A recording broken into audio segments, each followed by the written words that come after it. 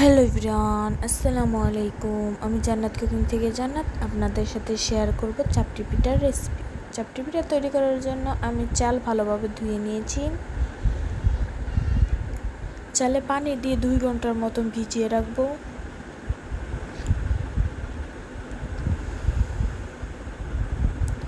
দুই ঘন্টা পর আমি ভালোভাবে চালগুলো ধুয়ে নেব। আমি ধুয়ে উঠিয়ে নিচ্ছি।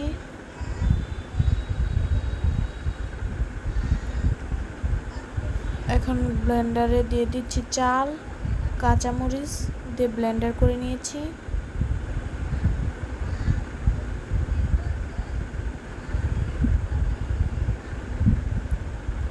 এখন দিয়ে দেবে স্বাদ মতো লবণ, দিয়ে দেবো হলুদ গুঁড়ো, সামান্য পানি।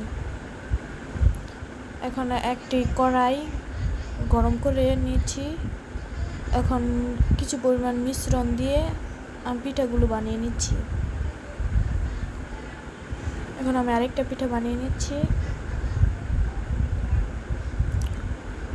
পিঠাটা ঢেকে দিয়েছি। যদি আপনাদের কাছে আমার চাপটি পিঠার রেসিপিটি ভালো লেগে থাকে তাহলে একটি লাইক, একটি কমেন্ট, একটি শেয়ার, একটি সাবস্ক্রাইব করবেন। ধন্যবাদ।